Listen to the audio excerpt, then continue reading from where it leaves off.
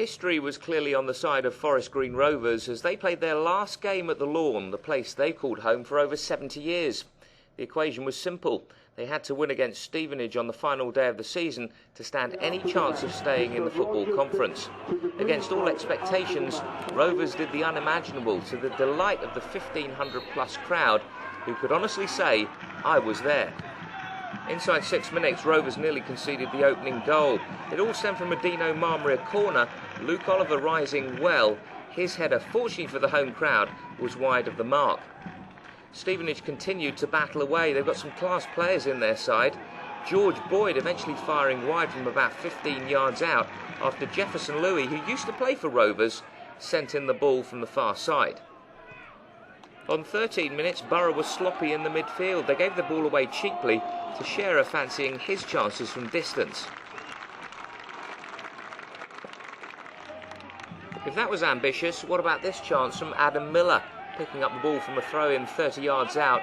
A great shot. Ryan Clark had it well covered.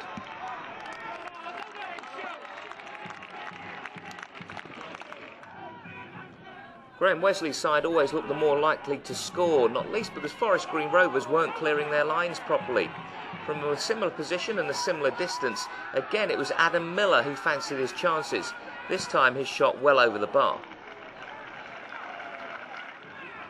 It was the visitors who should have taken the lead just before the half-hour mark after some excellent work on the right-hand side by Dino Marmaria.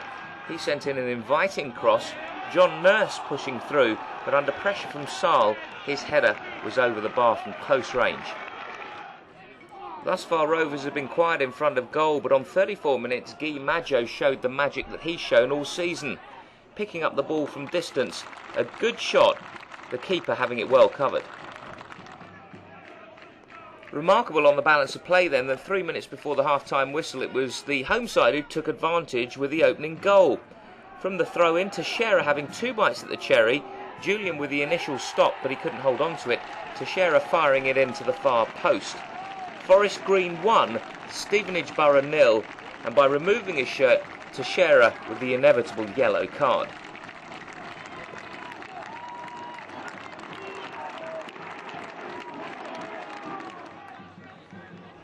At the interval, it was Forest Green Rovers 1, Stevenage Borough 0, and in a sweeping move on the hour mark, they doubled their tally, the home side. They really opened up the Stevenage Borough defence for the first time in this match. A teasing ball in from Damon Searle to the back stick. Flying in was Julian Alsop to make it 2-0 to Rovers.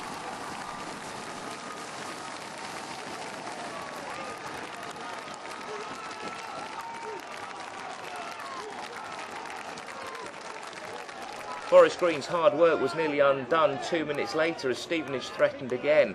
This time indecision at the back by the Rovers' defence allowed Jefferson Louis in. Ryan Clark had his position covered at the near post.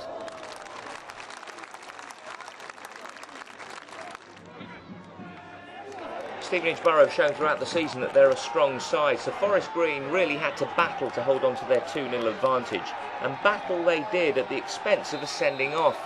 Darren Jones and Jefferson Louis tangling down the right wing, eventually coming to blows. The referee with no alternative but to send off both players. Jones red-carded, Louis red-carded, 10 men apiece on the field.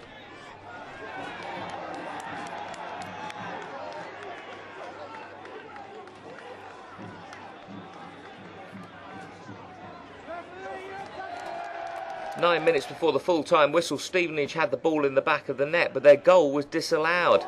Dino Marmaria with a fantastic header from a free kick inside the centre circle, but it was flagged offside. It seemed dubious, but very difficult to judge from our position. As Stevenage pushed forward looking for something from this game, spaces appeared at the back. 5 minutes before the full-time whistle, Zima Abbey charging in on the defence. One-on-one, he beat the defender, but he couldn't beat Alan Julian, the keeper, who did well to spread himself.